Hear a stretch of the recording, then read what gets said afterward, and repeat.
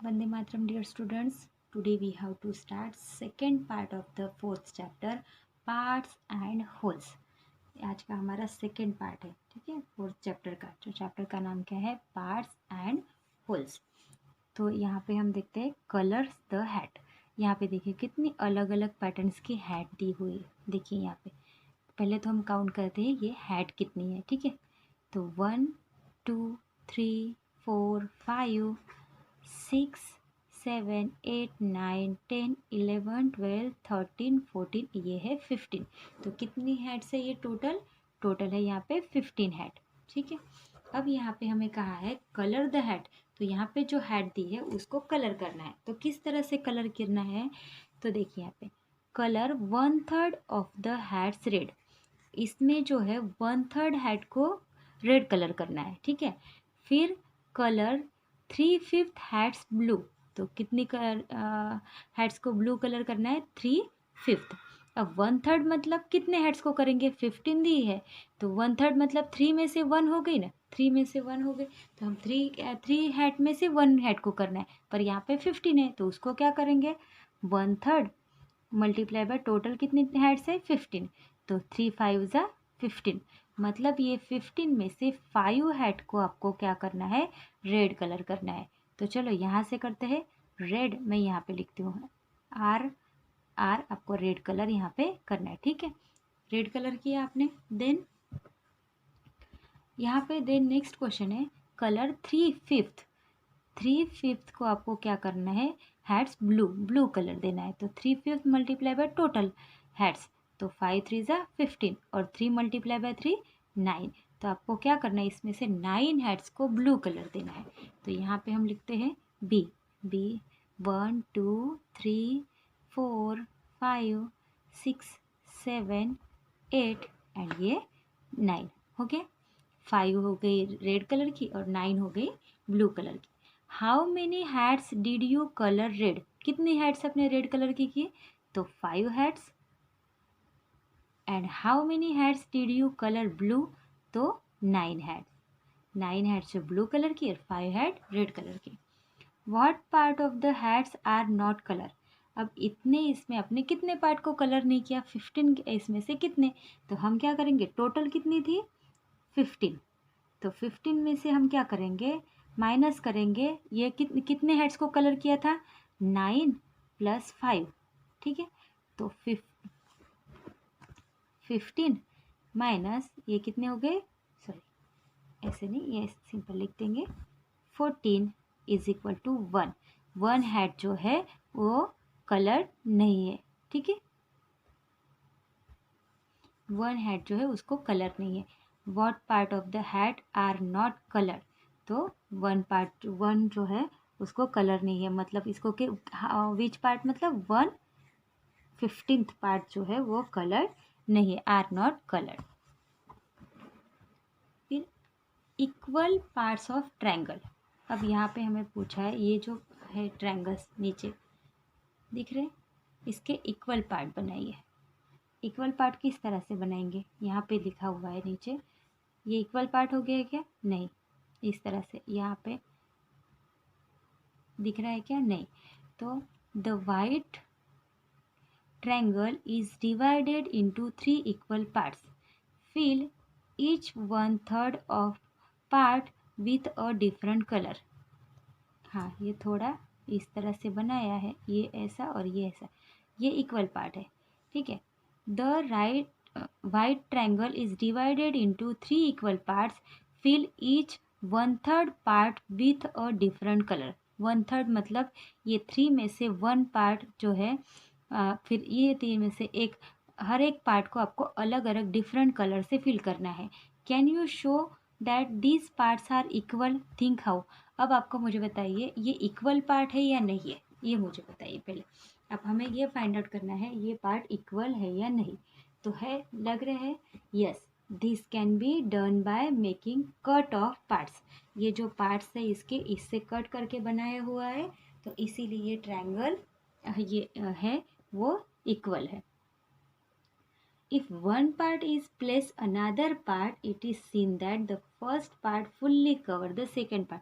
ये लग ही रहा है यहाँ से, कि ये अगर पार्ट इस पे रखा और ये इस पे रखा तो ये फुल्ली कवर्ड हो जाएंगे, एक दूसरे के ऊपर रखे तो ये part. Okay, it is seen that first part is fully covered by second part and the second part also fully covered first, इसलिए ये क्या है, सेम लग रहे हैं। This shows that all parts are equal. हम लोग इसको आप क्या करिए, एक ट्रायंगल पेपर लीजिए, ट्रायंगल पेपर स्क्वायर पेपर लीजिए, फिर इसे उसको ट्रायंगल करिए और इस तरह से आप भी इसको कट करके देखिए और फाइंड आउट कर सकते हैं कि आपका जो ये ट्रायंगल है तो इक्वली डिवाइडेड है कि नहीं। Okay, now try to make 3 equal parts of this triangle. अब आपको क्या करना है, ये हमें दूसरा ट्रायंगल दिया है, इसको 3 इक्वल पार्ट्स में डिवाइड करना है in different way. Colour each 1/3 with a different colour, और इसको दूसरे अलग अलग कलर से इसको फिल करना है। तो चलो हम इसको करते हैं। यहाँ पे देखिए 3 पार्ट करने हैं, तो ये पहले हम लोग देखते हैं यहाँ से 3।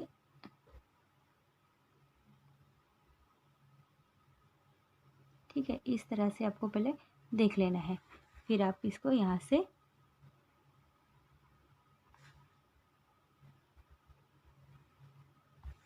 हो गए 3 इक्वल पार्ट्स। तो इस तरह से आपको इक्वल पार्ट करने हैं और फिर इसको अलग अलग कलर देने हैं, जैसे कि यहाँ पे।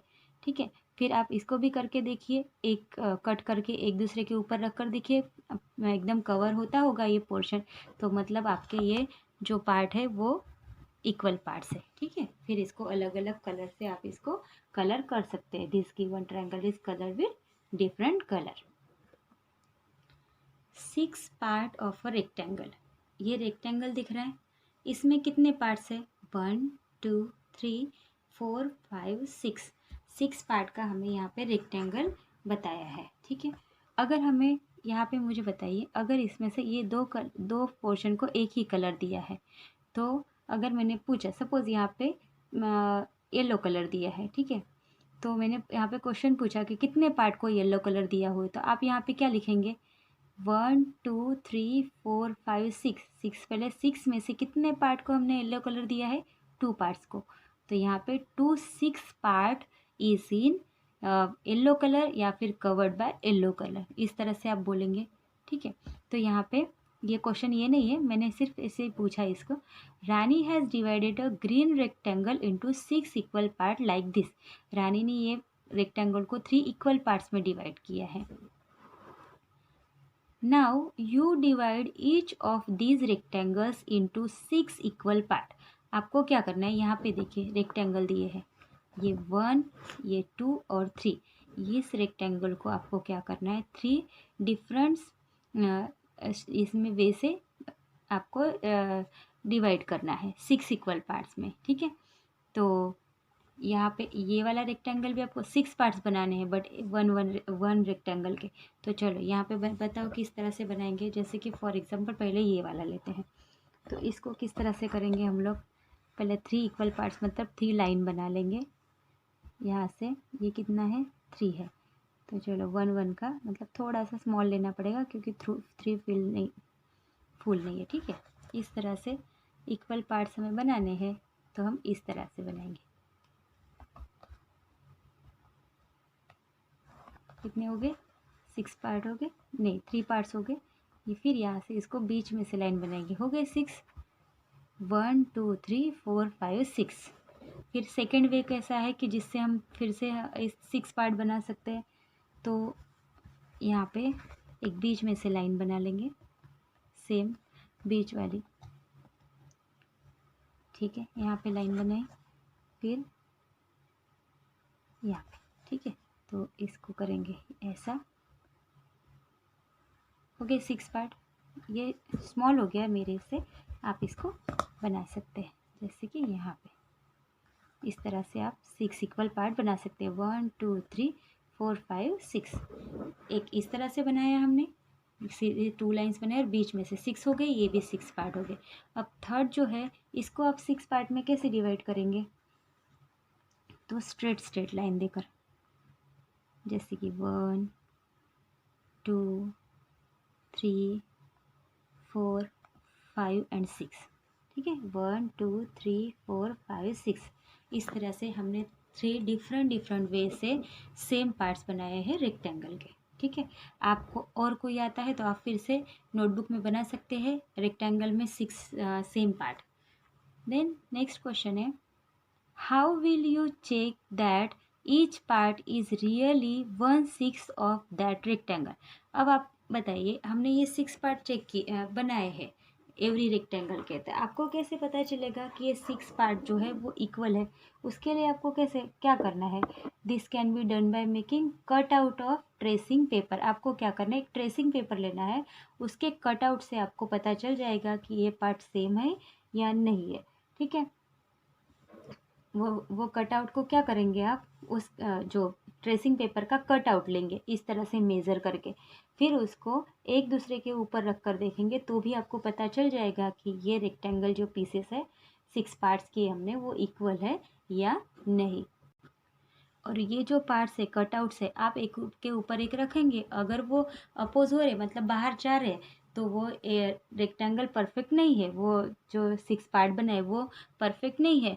अगर वो एक के ऊपर एक रखने के बाद एवरी पार्ट कवर्ड हो रहा है दूसरे पार्ट से, वन पार्ट दूसरे पार्ट से कवर हो रहा है, तो आप समझिए कि आपका जो रेक्टेंगल है परफेक्ट 1/6 में डिवाइड हो गया है।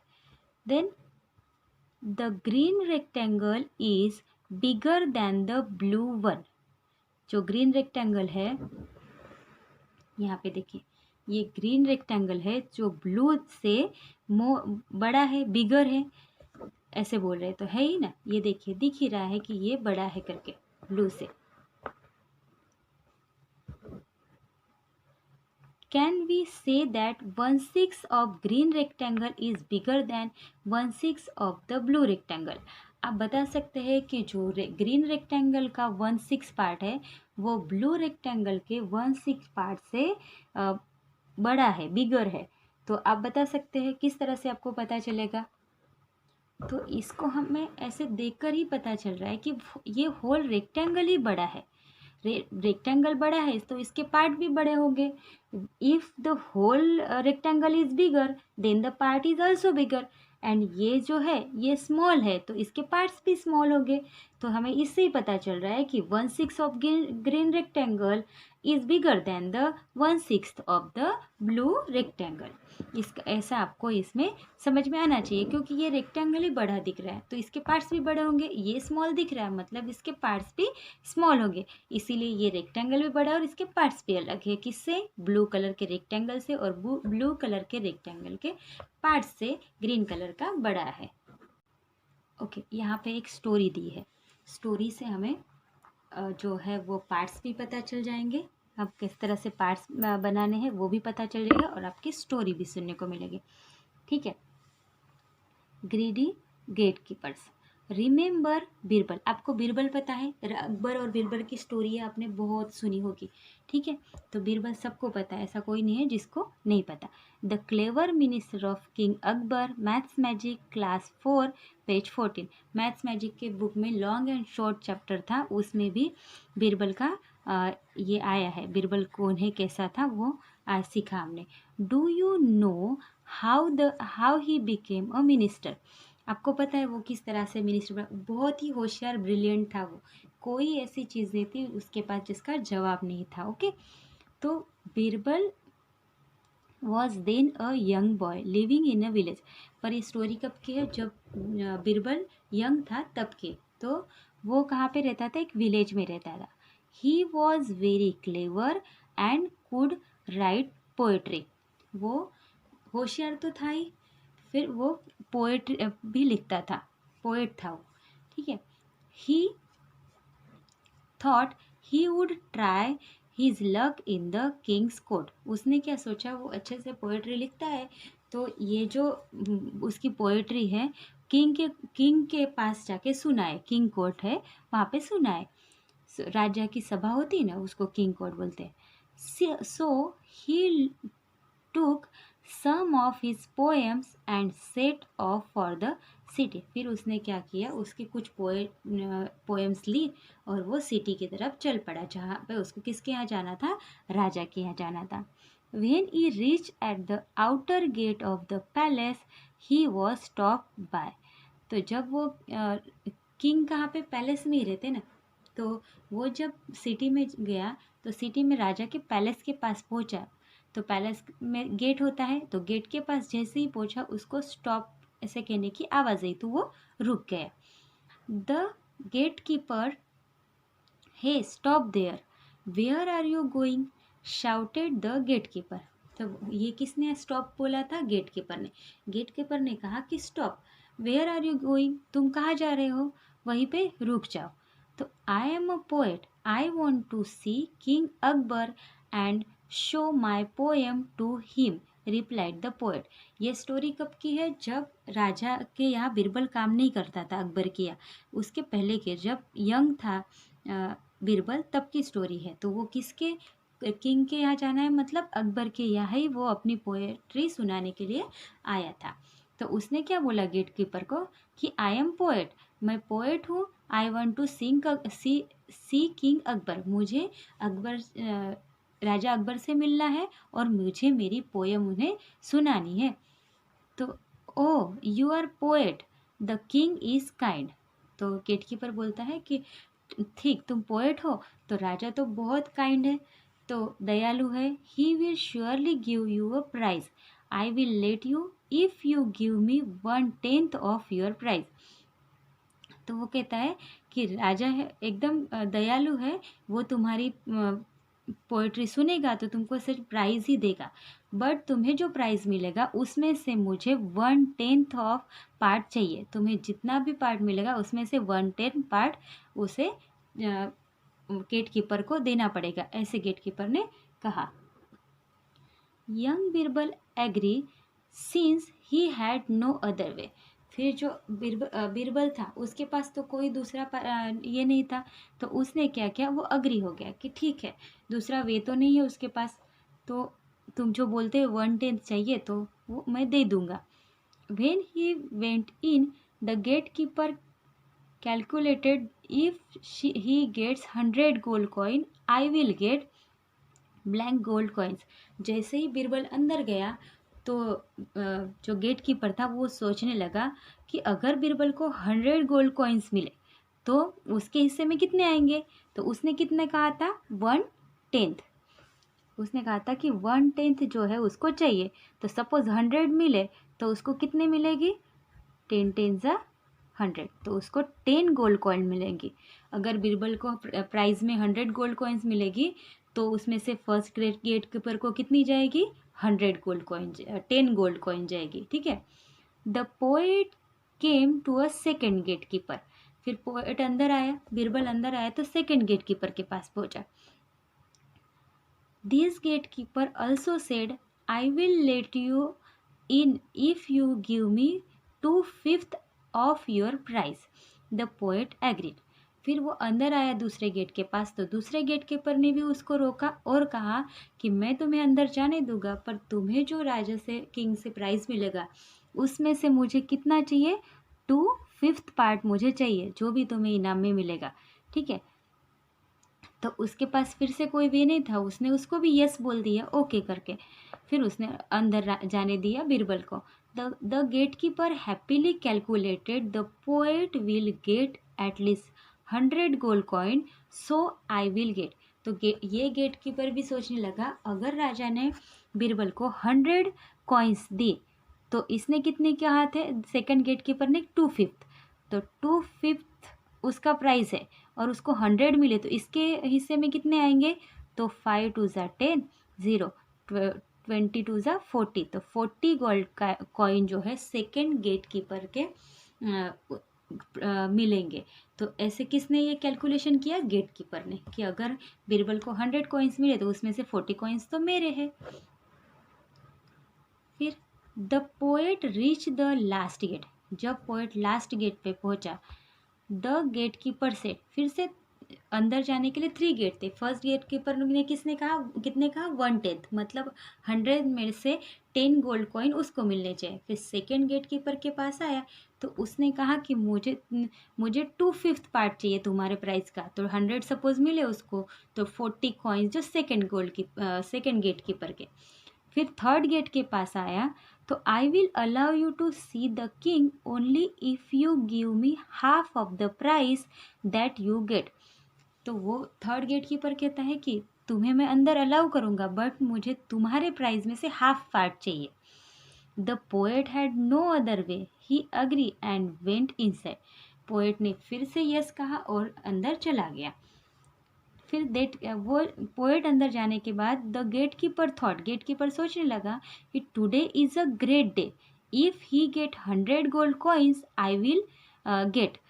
तो गेट कीपर सोचने लगा कि आज कितना फाइन डे है, अगर सपोज उसको 100 गोल्ड कॉइन मिले तो उसने 50 हाफ कहे, हाफ मतलब 100 के हाफ 50, तो 50 गोल्ड कॉइन जो है वो मेरे हो गए, ऐसा ये थर्ड गेट कीपर सोचने लगा।